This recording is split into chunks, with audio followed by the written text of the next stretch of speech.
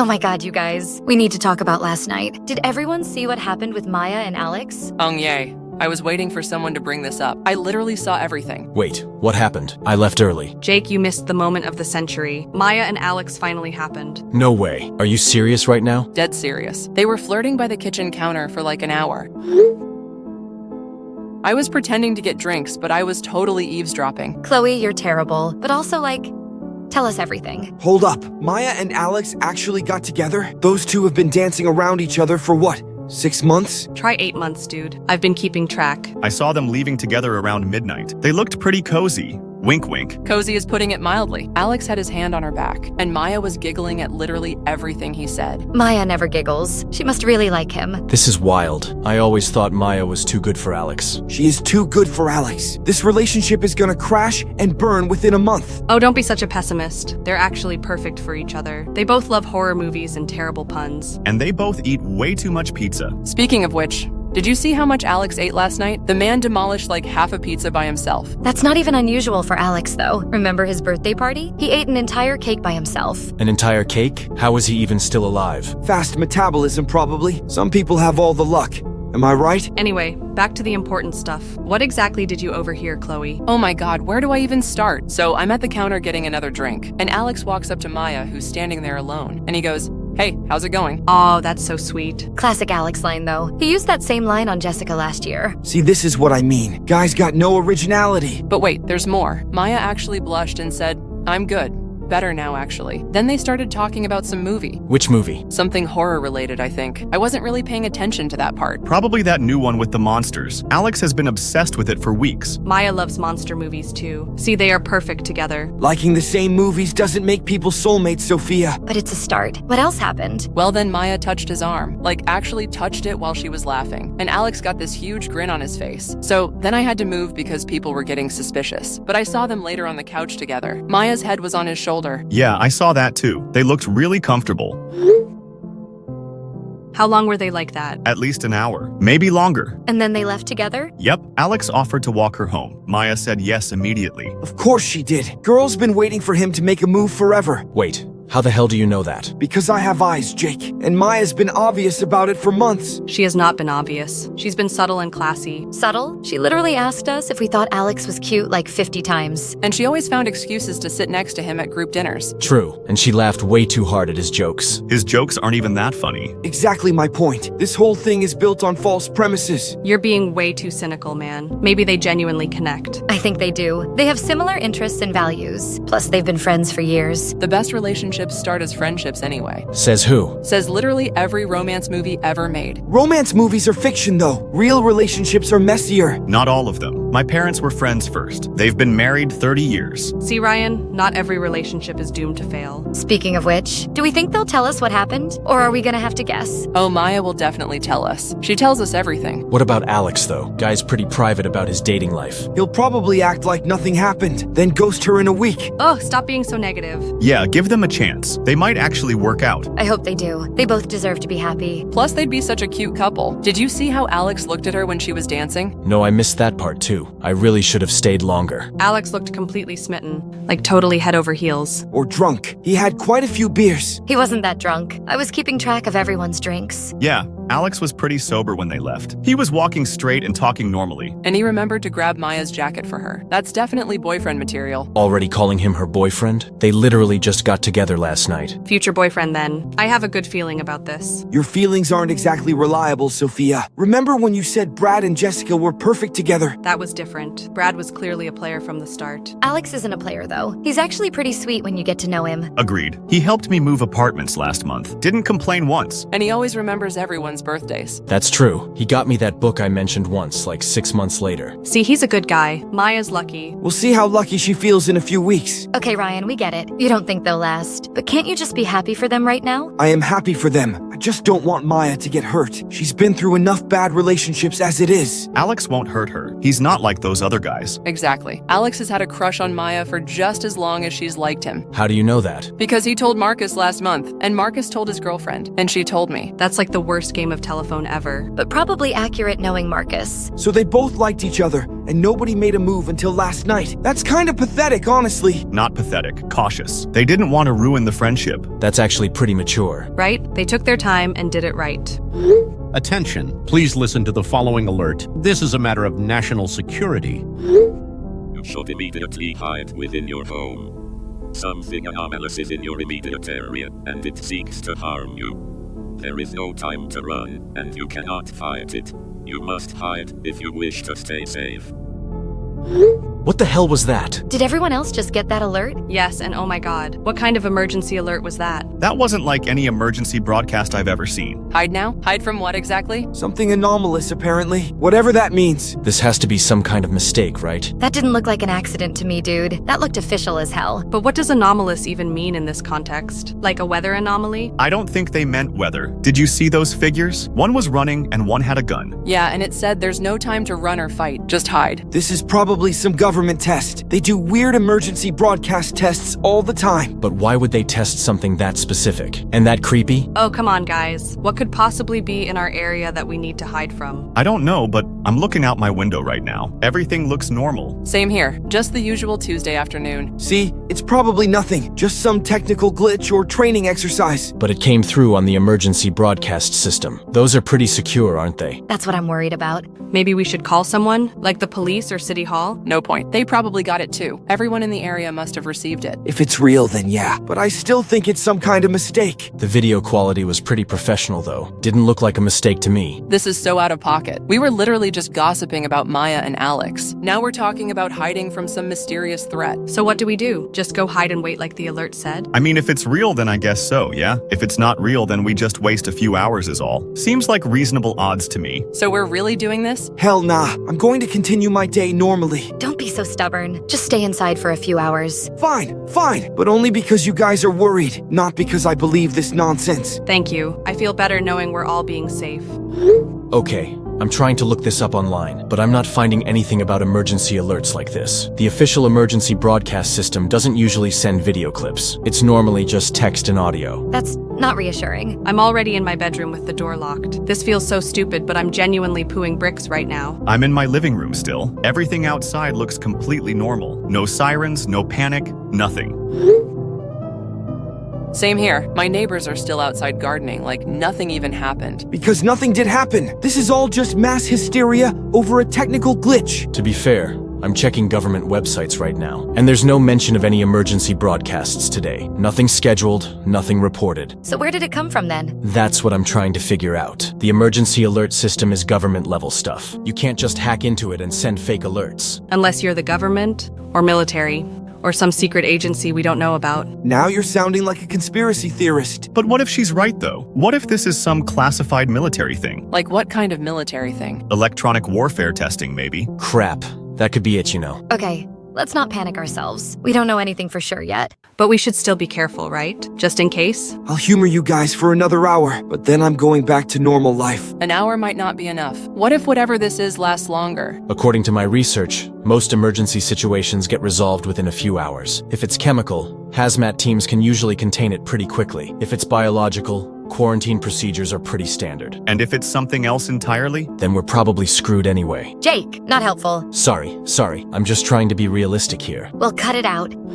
I keep looking out my window. Part of me expects to see something standing there, but it's just normal Tuesday afternoon stuff. And what exactly are you expecting to see? That's what I want to know. Military vehicles, possibly? People in hazmat suits? Something in the sky? You watch too many movies. Actually, though, what would an anomalous threat even look like? That's such an odd word choice. Anomalous usually means something that doesn't, fit. Could be anything, really. Weather, electromagnetic, biological, physical. Or something we don't have a word for yet. What if something really dangerous is out there, and we're just sitting here debating instead of protecting ourselves? Sophia's got a point. Better safe than sorry. I'm going to close all my curtains, just as a precaution. It's already 5 in the afternoon, so not long until nighttime now. Good point. I'm doing the same. Me too. And I'm turning off all the lights in the front rooms. You guys are so paranoid, but whatever makes you feel better. Still no official news about this anywhere. It's like that alert never happened, except we all got it. That's actually more scary to me. If it was official, there would be follow-up information. News reports, government statements, something. Unless they don't want people to know. Don't want people to know what, though? Whatever's out there. This conversation is going in circles. We should just follow the instructions from the alert. Hide, stay quiet, wait wait for more information. Assuming the instructions are legitimate. Which they're probably not.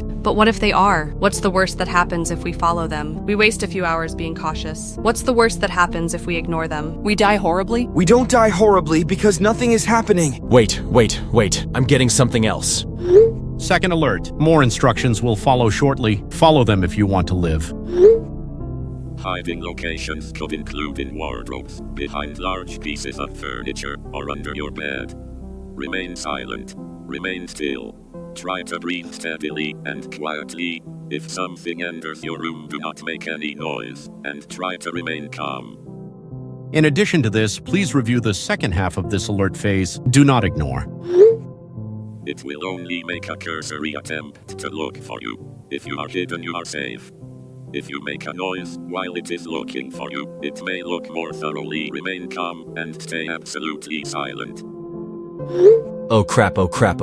Did everyone just get those? 2 more alerts back to back. So much for this being a mistake. Wardrobes, under beds, behind furniture. It gave us specific hiding spots. And told us to stay absolutely silent. If something enters our rooms, we can't make any noise at all. Okay, that's actually pretty detailed for a fake alert. The third one said the entity will look for us, but only briefly if we're hidden, unless we make noise. Then it searches more thoroughly. What kind of entity are they even on about? I don't want to find out. I'm going to hide right now. Same. This is way too specific to be fake. The way it described staying silent and still, like it knows exactly how this thing hunts. It's hunting people? That's what it sounds like. And if we make noise, it gets more aggressive. We need to take this seriously now, all of us. Fine, you've convinced me. This is too elaborate to be a prank or mistake. Thank God you're finally listening. So what's the plan? We all just hide in our houses? I'm going to grab some supplies first. Water, snacks, my phone charger, in case this lasts a while. Good thinking. I'm getting my baseball bat too, just in case. Wait, that's smart. We should all grab weapons. Kitchen knives, sports equipment, whatever. But the alert said not to fight. It said there's no time to run or fight. Yeah, but better to have weapons and not need them than need them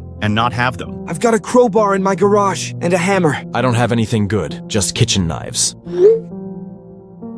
Kitchen knives are better than nothing. I've got a wooden softball bat. My baseball bat is aluminum. Should pack a good punch. I have pepper spray and a taser. My dad got them for me when I moved out. Pepper spray might actually be really useful, depending on what we're dealing with. This is surreal. We're actually planning to defend ourselves from some unknown threat, all based on anonymous video alerts as well. Exactly. This isn't some random internet video. This came through legitimate channels. Either way, we're on our own. At least for now. So we grab weapons, supplies, and hide. That sounds like the best plan we've got. Everyone lock your doors and windows too. Already done. Front door, back door, all windows. Even the bathroom window. I'm going to barricade my bedroom door. Push my dresser in front of it. Good idea. I'm doing the same. We should all pick our hiding spots now, so we know where everyone is. I'm going with under my bed. It's a king size, so there's plenty of room. My bedroom closet. It's walk-in and pretty deep. Under my bed, too. It's the most concealed spot in my apartment. Behind my dresser. There's a gap between it and the wall. Closet for me. Got good sight lines and multiple exit options. I'm going under my bed as well. Keep our phones on silent, obviously, but stay in the group chat. If something happens to any of us, the others will know immediately. Don't say that. Nothing's going to happen. We're going to be fine. She's right. We follow the instructions, stay hidden and quiet. Wait for whatever this is to pass. How long do we wait though? Hours? Days? Hopefully just a few hours. Most emergency situations resolve pretty quickly. We'll figure it out as we go. Right now, let's just focus on getting safe. Everyone go grab your supplies and weapons. Get to your hiding spots. And keep texting. See you on the other side of whatever this is. Stay alert, stay hidden, stay alive. Talk soon. Night 2, guys. How's everyone holding up? Good enough, I guess. I'm in my closet with my supplies right now. But dudes, I need to tell you something. What now? I tried doing more research earlier. My internet searches are being blocked. As in, I search for emergency broadcast system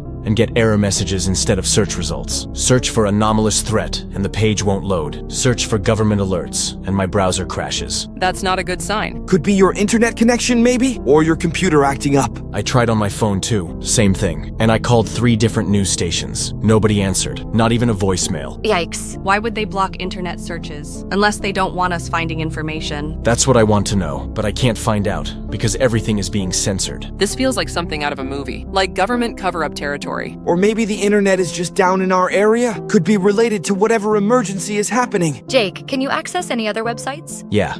Everything else works fine. Social media, shopping, streaming, just anything related to emergencies or alerts gets blocked. That's so specific, though. Like someone doesn't want us researching this. Someone, or some organization with the power to control internet access. Meaning they have government-level access. Or higher. What's higher than government? Military, CIA, NSA, or even some agency we've never heard of. This is making me more scared, not less. If they're blocking information, then that means we're a hell of a long way from help. Or they just don't trust the public with the truth. What truth, though? Maybe we're better off not knowing. No, I disagree. Not knowing is worse. At least if we knew what we were dealing with, then we could prepare properly. I'm going to keep trying. Maybe I can find some way around the blocks. Be careful, Jake. If they're monitoring internet activity, They probably already know I've been searching. Too late to worry about that now. It's almost 8 p.m. to be fair. At least it's still quiet in my area. Final information packets. Pay close attention. If it cannot find you within a few seconds, it will likely move on from your home. Members of the organization making this alert are working to secure the area, contain the situation, and protect civilians. Organizational support has been deployed. Trust the process. This is your final warning. Thank you for your attention and cooperation at this time. Secure, contain, protect. Holy crap. Did everyone see that? SCP Foundation? What the hell is the SCP Foundation? and a stopwatch saying the entity moves on after a few seconds. If it can't find you, Secure, contain, protect. That was their motto in the last clip. Sounds very official, but I've never heard of them before. Neither have I. And I follow politics pretty closely. I'm trying to search for them now. Let me see if this gets blocked too. Be careful. Getting some results, but they're weird. Like fictional stories and gaming websites. Nothing official. fictional? Yeah, like creative writing projects. Horror stories about monsters and containment facilities. But nothing that seems real. Like, according to this, they protect humanity from crap like this. Jesus! So either this SCP Foundation is completely secret and we're living in a completely different world to what we knew, or it's the government and they're using a fictional name for some reason. Why would they use a fictional name? Plausible deniability. If something goes wrong, they can play the blame game. That's smart to be fair. Wait, I'm finding more stuff. These stories, they're all about those anomalous entities they said about earlier. Things that don't follow normal rules. And this foundation tries to contain them. Contain them how? Secret facilities, specialized personnel, cover-ups. But again, this all looks like fiction. Creative writing communities, wiki sites, fan art, and like, seriously, this is supposed to exist on the same planet as us? What if it's not fiction, though? What if it's real and they're hiding in plain sight? You mean like disguising the truth as fiction? Exactly. Nobody would believe it if they thought it was just stories. Maybe. If this foundation is real, then whatever's out there is serious enough to require a secret organization in the first place. Now, I'm not saying those monsters are real, but if they were, it'd explain all this. And besides, the stopwatch said a few seconds, though. If we stay hidden and quiet, whatever entity we're dealing with will move on. That seems manageable, right? The entity hunts by sound, apparently. Stay silent and it can't find you. Make noise and it searches more thoroughly. Simple enough in theory. Harder in practice when a monster is climbing through your window. We can do this, though. We just have to be smart about it. Everyone double-check your hiding spots. Make sure you can stay comfortable and quiet for hours. I've got snacks and water, phone charger, flashlight, weapons. Same here, and I found some earplugs in case I need to block out scary sounds. Good thinking. I might need those too. It's almost 9 p.m. now. When do you think things will start happening? If they're going to happen at all, I'm still not 100% convinced this is real. The internet censorship convinced me, and those detailed alerts. This isn't some elaborate prank. Plus the SCP Foundation thing. Even if it's disguised as fiction, the details are incredibly specific. Like they really know how these things work. I don't want to know how they work. I just want to survive the night. We will. Just follow the instructions and stay calm. Yeah, going dark now. Good luck, everyone. Day 3. Did anyone actually sleep last night? Not a wink. I heard screaming until like 4 a.m. Multiple voices, different directions. Same here. It was horrible. I had my earplugs in, but I could still hear it. I heard it too, coming from downtown mostly. Sounded like terror. My area was quieter, but I definitely heard some screaming around 2 a.m. Maybe 3 or 4 different voices. I counted at least 6 different people screaming throughout the night, and then silence. Just dead silence after each one stopped. I'm looking out my window right now. And guys, there are blood trails leading from houses to the main road. 3 different houses on my street. Oh my god, Charlotte. I'm seeing the same thing at my apartment complex. There's blood leading from the ground floor unit across the parking lot, and another trail from the second floor, like something was dragged. I'm checking outside now. Holy crap. Yeah, There's blood here too. Let me take some pictures. Whatever happened last night, people were taken. Taken where, though? And by what? I don't see any bodies, just the blood trails leading away, like they were dragged somewhere. The screaming stopped so suddenly each time, like they were just gone. We need help. Real help. Like police, FBI, military. Someone with actual authority. I'll go. I live on the outskirts, right? I can drive to the next town over and get the police. Are you sure that's safe? Safer than staying here waiting for whatever took those people. Besides, the alert said the entity moves on if it can't find you. Maybe it only hunts at night. That's a big maybe, though. But we need outside help, and Ethan's our best shot at reaching someone. Just be really careful. Take your phone, stay in contact. And if anything seems wrong, turn around immediately. Got it. I'll text you guys as soon as I reach the next town. Shouldn't take more than 20 minutes. We'll be waiting. It's been 25 minutes. Anyone heard from Ethan? Nothing yet. Maybe he's talking to police right now. Or maybe his phone died, or he's out of range. He said 20 minutes, though. He should have reached town by now. What if something happened to him? Don't think like that. He's probably just dealing with paperwork or something. Police stations can be slow, especially when you're reporting something this weird. Guys, we have a big problem. Ethan, thank God. What's the situation? I never made it to the next town. There's a perimeter, a long-ass line of black vehicles, armed soldiers, full combat gear. They've surrounded the entire town. What do you mean surrounded? I mean, there are rows of black SUVs and trucks, at least 50 vehicles that I could see, and soldiers with automatic weapons. They're not letting anyone leave. Did you talk to them? I tried. I explained what was happening here. The blood trails, the screaming, the alerts. They said no one is permitted to leave under any circumstances. Any circumstances? Even for emergencies? Especially for emergencies. And then they slashed my tires. They what? Slashed all 4 tires on my car and physically pushed me back toward town. Told me to go home and stay inside. Jesus Christ. What kind of authority do they have to do that? I don't know, but they were serious about it. These weren't local police. These were federal-level operators.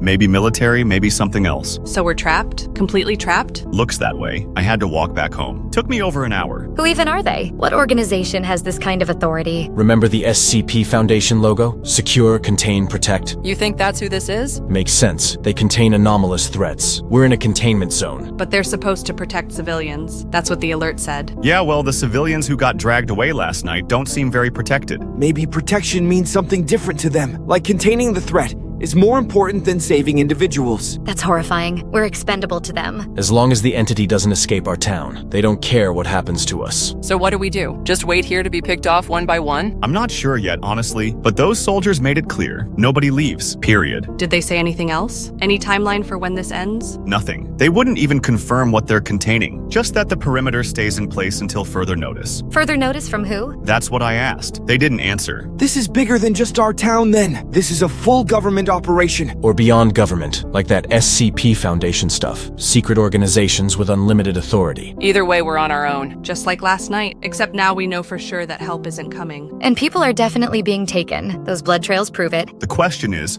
what's taking them? And when it's coming for the rest of us? Tonight, probably, based on last night's pattern. We survived night 1. We can survive tonight too. What about the people who didn't survive? What did they do wrong? Maybe they didn't hide well enough. Or they made noise. The alerts were very specific about staying silent. Or maybe this thing is getting smarter, learning where people hide. Don't say that. We have to believe the instructions work. Otherwise, we have no chance. Charlotte's right. Follow the protocol. Stay hidden. Stay quiet. It's our only option. Until those soldiers decide we're all infected or compromised, and they burn the whole town down. Ryan, stop. That's not gonna help us. And we're in a containment zone with some kind of anomalous entity. The government has written us off. Who cares anymore? Now hold on. Maybe they're working on a solution. Maybe the perimeter is to keep us safe while they handle the threat. You don't slash someone's tires if you're trying to keep them safe. You do that if you're trying to keep them contained. Either way, arguing about their motives won't help us right now. We need to focus on surviving another night and figuring out what this thing actually is. And how to kill it if necessary. The alert said not to fight. The alerts might not have all the information, or they might be protecting the entity instead of us. 6. Damn. Days. I'm not sure how much longer I can take this, guys. No kidding. I heard something walking around my house around 3 a.m. Heavy footsteps, like really heavy, and it kept stopping at my windows. Same here, but I heard clicking sounds too, like clicking noises outside my door for almost 2 hours straight. Clicking? Yeah, I don't know how to describe it. Like someone tapping their fingernails on wood, but faster and more rhythmic. I saw shadows last night. Really tall shadows moving past my windows. I think we're getting closer and closer to being those things' next targets. That's what I'm thinking. Every night it's getting more active around here, and those things seem to be growing more and more aggressive. I counted 17 houses on my street with blood trails now. 17? My neighbor's window is completely shattered too, and there's blood on the glass shards.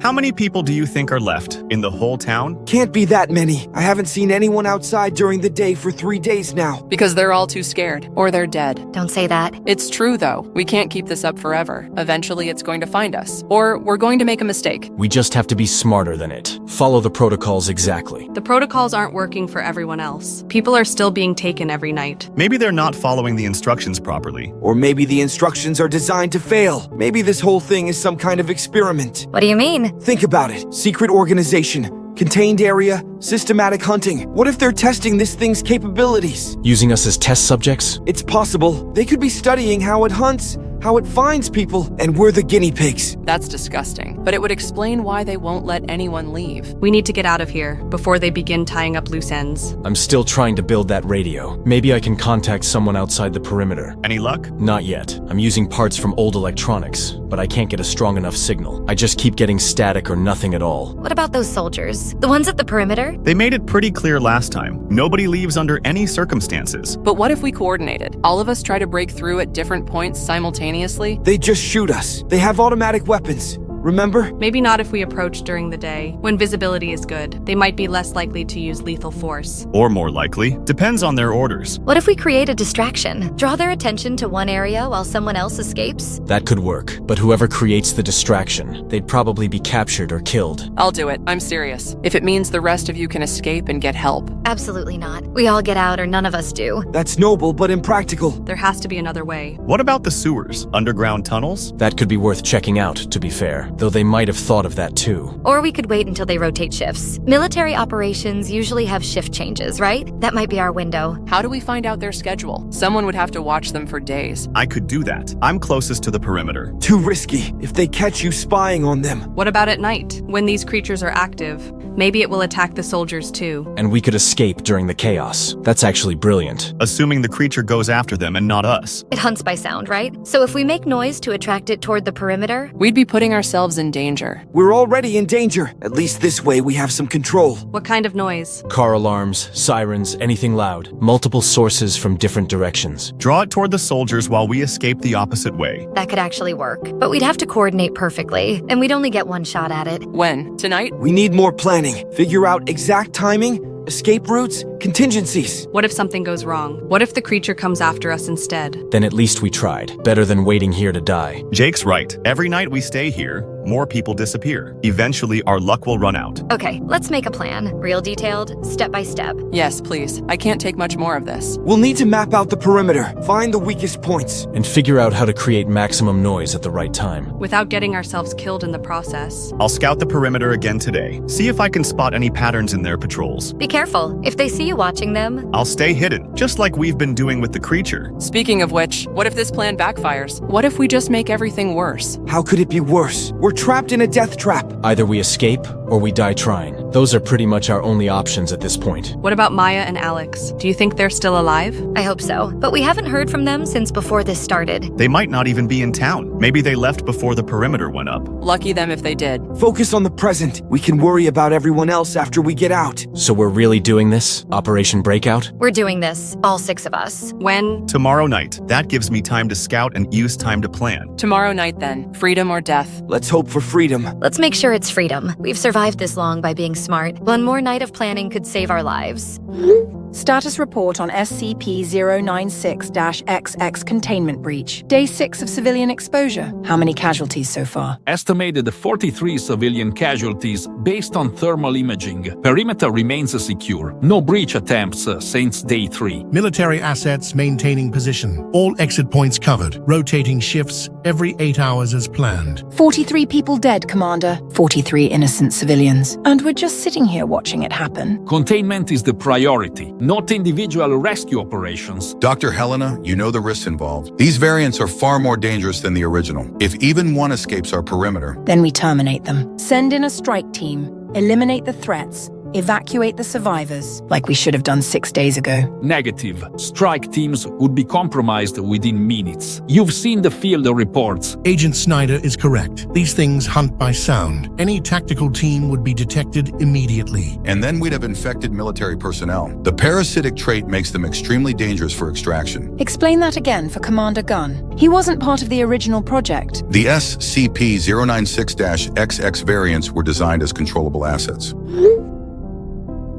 Enhanced strength, improved hunting capabilities, but we modified their trigger mechanism. Instead of visual contact, they respond to auditory stimulation. They kill anyone they hear. Anyone who makes significant noise, yes. But the parasitic reproduction trait was an unexpected mutation. They can implant larvae in living hosts. Gestation period is approximately 72 hours. Then violent emergence through the chest cavity. Which is why extraction is impossible. Any survivor could be a carrier. So we just let everyone die? That's our solution? 43 people are already dead and we're going to let it continue. How many more could die if this spreads? Thousands? Millions? Containment protocols exist for a reason, Dr. Helena. The greater good requires difficult decisions. The greater good. That's what we tell ourselves to sleep at night. I understand your concerns. This is my fault, my project, but we have to think rationally. How long before they starve? Based on metabolic calculations, 3 weeks maximum, possibly less if they continue hunting at current rates. 3 weeks is manageable. We can maintain perimeter for that long. 3 weeks of people being hunted like animals. 3 weeks of families being torn to literal shreds. Children hiding under beds while monsters break down their doors. Emotional appeals won't change the tactical situation. The variants require protein for survival. Once the civilian population is depleted, Once we've let them all be murdered, you mean? once the food source is gone,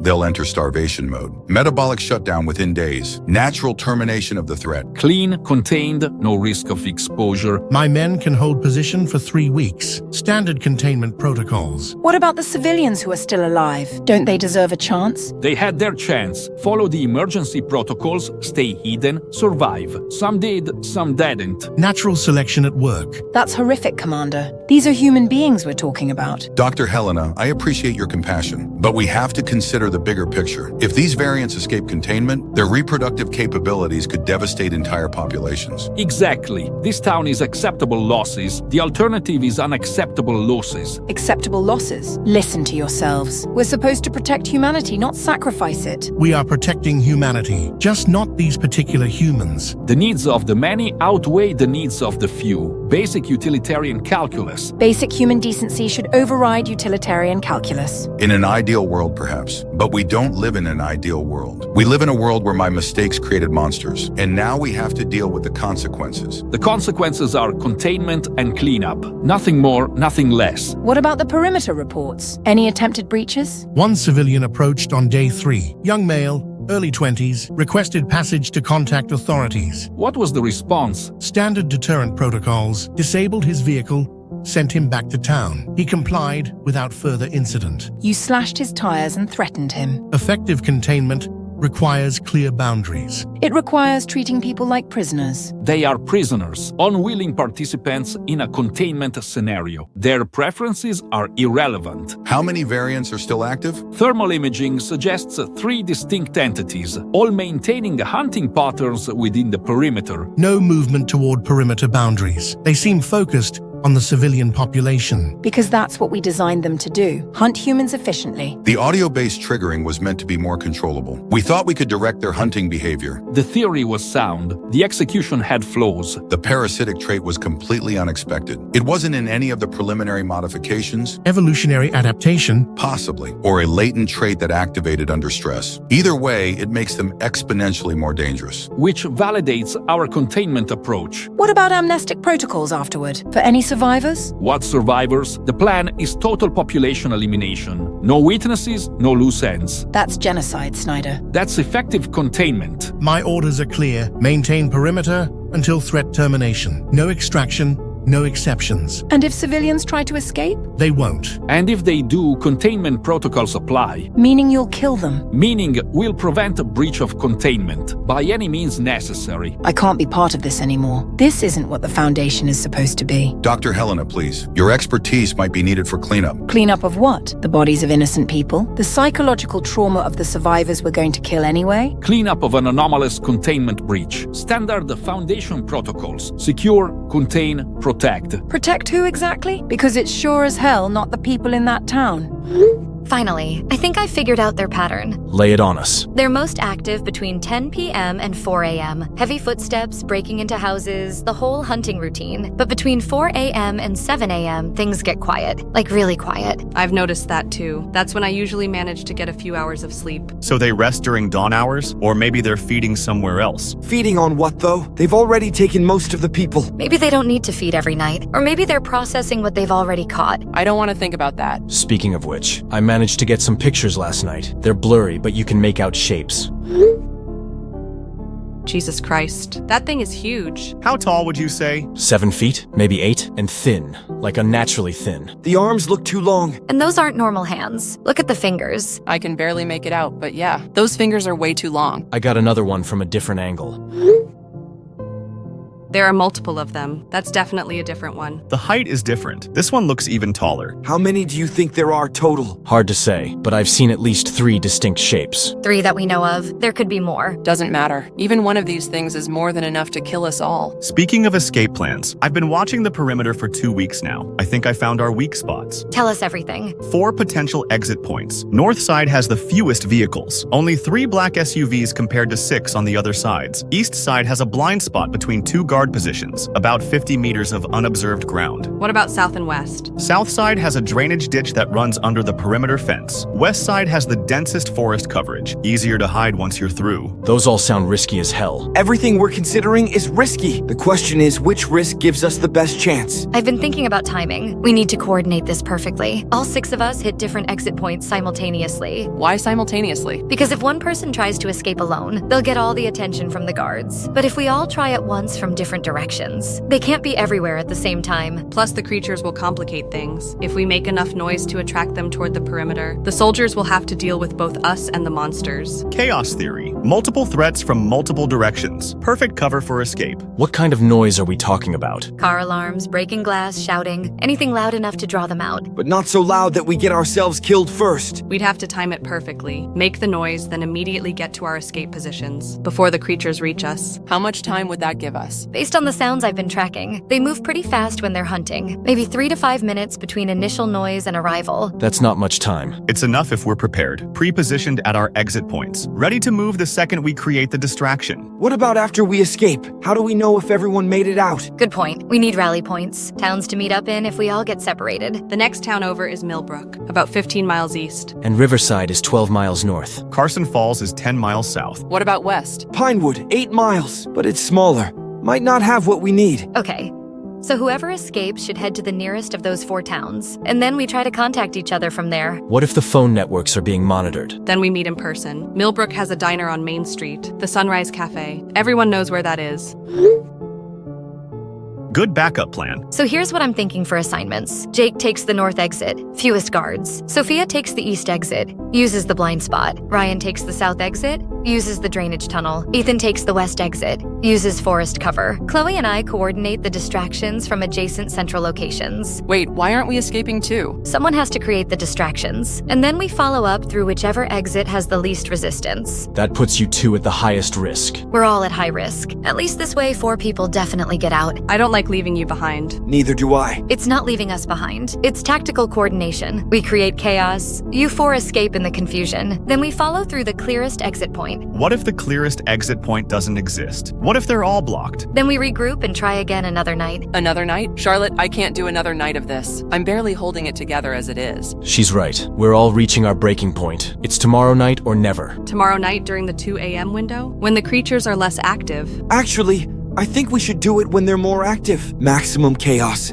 Maximum distraction. That's riskier for us. But better odds for escape. If the creatures are already hunting, our distractions will blend in with existing noise. Plus, the soldiers will already be on alert for creature activity. They won't be expecting escape attempts. So midnight then? Peak hunting time based on Charlotte's observations? Midnight tomorrow. Final answer. What do we use for distractions? I've got a car alarm on my neighbor's car. I can set it off and then run. I'll break some windows on Main Street. Make as much noise as possible. Should we coordinate the timing down to the minute? Absolutely. 2 a.m. exactly. Everyone moves simultaneously. And if someone doesn't make it, what's the protocol? Keep going. Don't stop. Don't look back. Get to safety and get help. That sounds so cold. It's survival, Sophia. Cold is what keeps us alive. 18 days of this hell. Tomorrow night we either escape or die trying. We're going to escape. All of us. I'm not losing anyone else to these things.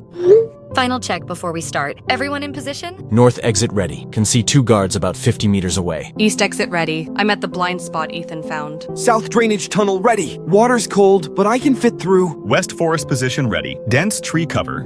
Good concealment. Central distraction point ready. My neighbor's car alarm remote in hand. Central distraction point 2 ready. Got rocks for windows and a full set of lungs. Remember the plan, everyone? 2 a.m. exactly. Make maximum noise. Draw creatures toward perimeter. Escape during chaos. Rally at Sunrise Cafe if possible. See you all on the other side. Good luck, everyone. Let's get the hell out of here. Freedom or death. Let's do this. 3, 2, 1, now. Status report. Who made it out? I'm clear. Made it through the blind spot. Heading toward Millbrook as we speak. Through the perimeter. In the forest now. Going silent to avoid detection. I'm clear too. Made it past the chaos. Jake, Ryan, Chloe, report. Guys? We should keep moving, Charlotte. Get to safety first, then try to contact everyone. Yeah, you're right. I'm almost to the main road. How far are you from Millbrook? Maybe 2 miles. I can see lights in the distance. Good. I'm heading to Riverside. It's closer to my position. Text me when you get there. We need to figure out what to do next. You too, Ethan. Ethan? I'm in Riverside. Made it to a 24-hour diner.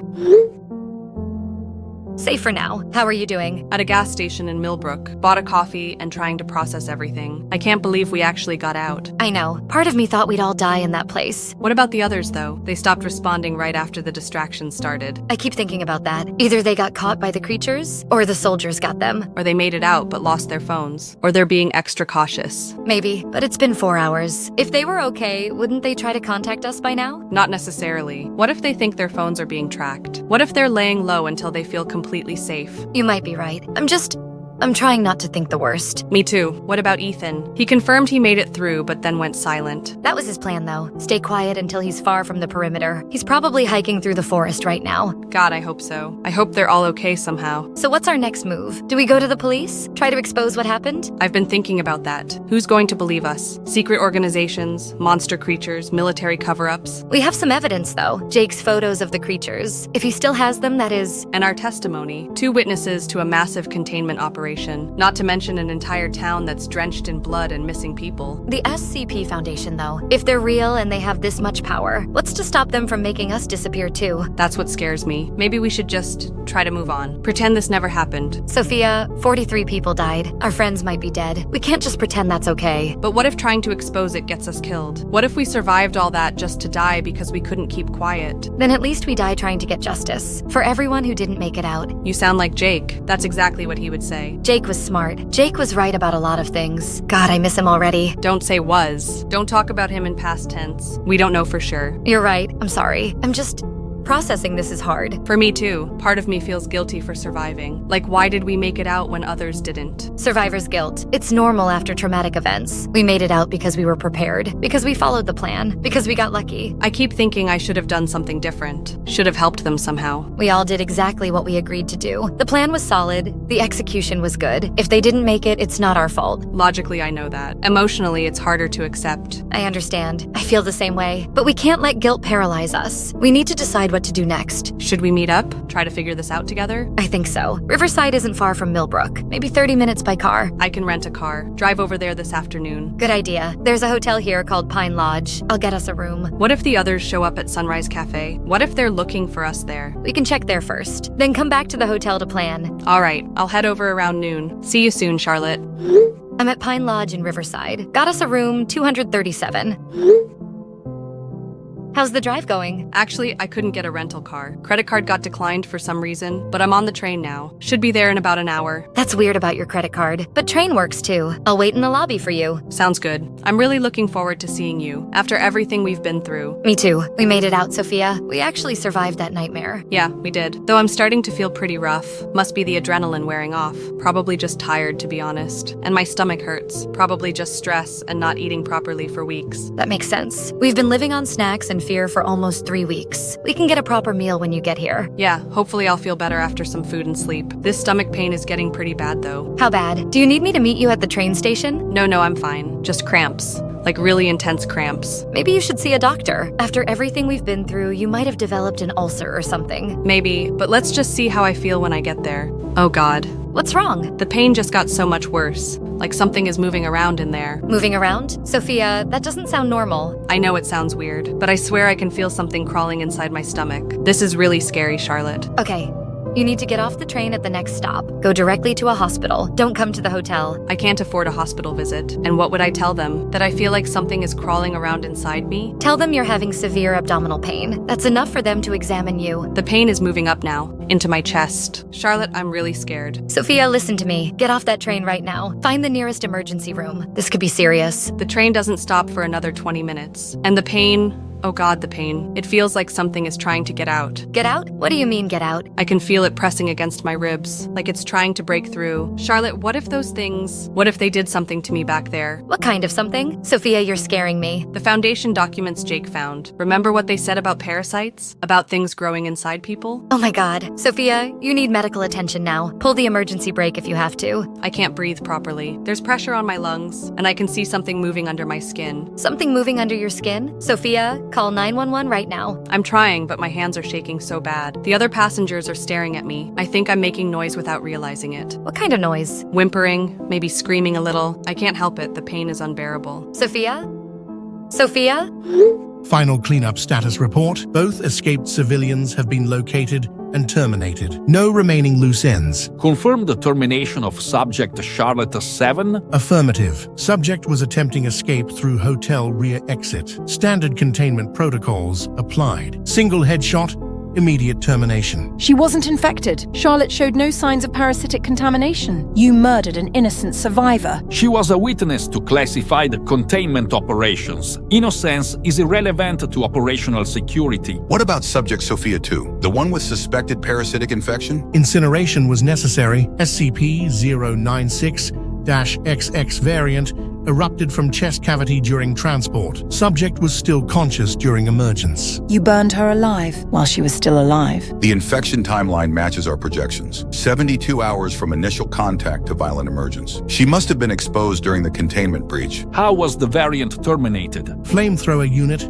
standard protocol. Both host and parasite eliminated simultaneously. No risk of secondary infection. This is genocide. We're supposed to protect people, not execute them. We are protecting people. 7 billion people who will never know this threat existed. Dr. Helena, I understand your moral concerns, but the alternative was global contamination. These variants could have spread exponentially. Could have. We don't know that for certain. Charlotte was clean. She could have been debriefed and released with amnesiacs. Too risky. Amnesiac treatments aren't 100% reliable. Complete elimination ensures complete security. Final perimeter statistics. 0 successful civilian escapes. Total population elimination confirmed. No witnesses, no survivors, no loose ends. How many people total? 147 confirmed civilian deaths, including the 2 escapees terminated today. Acceptable losses for threat containment. Acceptable losses. 147 human beings. Families, children, elderly people. All dead because of our failure. Because of my failure. The SCP-096-XX project was my responsibility. These deaths are on my conscience. Guilt is irrelevant. Results are what matter. Threat contained, breach sealed, security maintained. How much longer until the variants starve? Based on metabolic calculations and observed behavior, they should enter dormancy within 10 days. Complete biological shutdown within 21 days maximum. Perimeter will remain active for full 21 days, plus additional week for verification. No risks taken. And then what? We just pretend an entire town never existed? Standard cover protocol. Chemical plant explosion, toxic contamination, mandatory evacuation that sadly came too late. Environmental disaster, not anomalous containment. What about the families of the deceased? People who had relatives in the town? Death certificates will be issued. Closed casket funerals due to chemical exposure. Government compensation for the industrial accident. Lies built on lies built on lies. Effective containment requires comprehensive deception. The public will accept the chemical plant story. Industrial accidents happen regularly. No one questions environmental disasters. What about the military presence? Dozens of black vehicles, hundreds of personnel. Someone must have noticed the operation. Hazmat cleanup crews, not military. Environmental Protection Agency response. All documentation supports the chemical spill narrative. Any inconsistencies will be attributed to bureaucratic confusion. Government response to disasters is always chaotic. And the evidence? The claw marks, the blood trails, the creature photographs? Cleanup crews are removing all anomalous evidence, replacing it with chemical contamination indicators. Corroded metal, toxic residue, environmental damage. Complete scene sanitization. No trace of SCP-096-XX activity will remain. The town will be declared permanently uninhabitable, sealed off for environmental safety. No future investigation possible. 147 people, erased from existence, as if they never lived at all. Their deaths will ensure millions of others continue living. That has to count for something. Does it though? Or are we just telling ourselves that to sleep at night? Philosophy is irrelevant to operational success. Mission parameters achieved. Threat neutralized. Containment maintained. Security preserved. Textbook Foundation protocols. I'm submitting my resignation. Effective immediately. I can't be part of this organization anymore. Resignation noted and classified. All records of SCP-096-XX project sealed permanently. Your objections will be filed and forgotten. Just like those people. Filed and forgotten. Dr. Helena, for what it's worth, you were right to object. Someone should have. But it didn't change anything. It never changes anything. We just keep making the same choices over and over. The right choices, the necessary choices. Secure, contain, protect. All personnel prepare for site evacuation. Cleanup phase commencing in 72 hours. Standard decontamination protocols. What happens to the variant's remains? After they starve? Incineration and disposal. No biological samples retained. No future research potential. The SCP-096-XX project is permanently terminated. All related research classified at the highest levels. At least something good came from this. Dr. Helena? No more variants. No more experiments. No more innocent people dying for our mistakes. Until the next anomalous threat requires a containment, then we'll do what's necessary again, as we always do. SCP Foundation protocol complete. Area secured. Situation contained. Civilians protected. Mission accomplished. So that's how it ends then. 147 people, all gone. Pretty grim stuff. I was rooting for Charlotte and Sophia there for a minute. Thought they might actually make it. They did make it, for about 12 hours. Long enough to think they were safe. Long enough to plan their next move. That's almost worse though, isn't it? Getting that taste of freedom before it's ripped away. False hope is crueler than no hope. Charlotte never even knew what hit her. One second she's running toward what she thinks is safety. Next second she's dead. Quick and clean. But Sophia, man, that was rough to watch. Feeling that thing growing inside her. Knowing what was coming. 72 hours exactly? Just like Dr. Wick calculated. The Foundation really had those variants figured out. All that planning and hiding and surviving. Following every instruction perfectly. And she gets infected anyway. Probably happened during the escape. One of those creatures got close enough to implant something, without her even realizing it. Speaking of the escape plan, that was actually pretty clever. Create chaos. Multiple exit points. Coordinate timing. It would have worked too, if they were dealing with normal military. But the Foundation doesn't leave loose ends. Jake, Ryan, and Chloe never stood a chance. Probably got picked off the second they tried to run. At least it was quick for them. Better than ending up like the 43 who got dragged away earlier, or the 100 others who died in their hiding spots. What do you think happened to Maya and Alex? The couple everyone was gossiping about at the beginning. Gone. Probably among the first to die. They were so focused on each other, they might not have taken the alert seriously. Romantic to the end. in the worst possible way. The Foundation agents, though, that was interesting to watch, seeing how they justified everything to themselves. Agent Snyder was stone cold, not an ounce of guilt or hesitation, just pure operational efficiency. Commander Gunn was the same way. Military mindset, follow orders, complete mission. Individual lives don't factor into the equation. But Dr. Helena tried. She fought for those people every step of the way, even knowing it wouldn't change anything. Someone had to object. Someone had to care, even if it was meaningless in the end. And Dr. Wick, living with the knowledge that his experiment killed everyone, that's got to eat at you. Especially since the variants weren't even what he intended. Audio triggers instead of visual parasitic reproduction. His controllable assets became uncontrollable nightmares. The road to hell and all that, good intentions, terrible outcomes. What gets me is the cover-up. Chemical plant explosion, environmental disaster, 147 people reduced to paperwork. And the world moves on, never knowing how close it came to something much worse. Do you think they were right, though, about the global contamination risk? If those variants had escaped the perimeter? Hard to say, but audio triggered hunters with parasitic reproduction that could spread pretty fast in populated areas. One infected person gets on a plane, lands in New York or London. 72 hours later, you've got variants loose in major cities. Still doesn't make it right what they did to those people. No, it doesn't. But it makes it understandable, in a cold, calculating way. The trolley problem at scale. Kill 147 to save millions. Except the people making the decision never had to look those 147 in the eye. Easy to sacrifice strangers for the greater good. Charlotte and Sophia, though. They had names, personalities, hopes. We watched them struggle and fight and survive. And die anyway. Because in the Foundation's world, witnesses are liabilities, no matter how innocent they are. What do you think would have happened if they tried to go public with their story? Who would have believed them? Secret organizations, audio hunting monsters, military cover-ups? Sounds like conspiracy theory nonsense. Until you show them Jake's photos, or the blood trails, the claw marks. Which the cleanup crews erased, replaced with chemical contamination evidence. The perfect crime, essentially. Makes you wonder how many other times this has happened. How many other towns, other experiments, other cover-ups. The Foundation's been around a long time. Secure, contain, protect, whatever the cost. At least Dr. Helena resigned. One person with a conscience left the organization. Fat lot of good it'll do. They'll replace her with someone more compliant. Someone who won't ask uncomfortable questions. And the cycle continues. More experiments, more containment breaches, more acceptable losses. Until someone invents something even worse. And then we'll see just how far they're willing to go. Cheerful thought. That's the world we're looking at. Monsters in the shadows. Guardians who might be worse than the monsters, and ordinary people caught in between. Like Charlotte and her friends, just trying to survive long enough to see tomorrow. Some did for a while. Others didn't even get that chance. Makes you appreciate the simple things, like gossiping about your friends' love lives. Instead of hiding under your bed from audio hunting nightmares. Yeah, definitely puts things in perspective.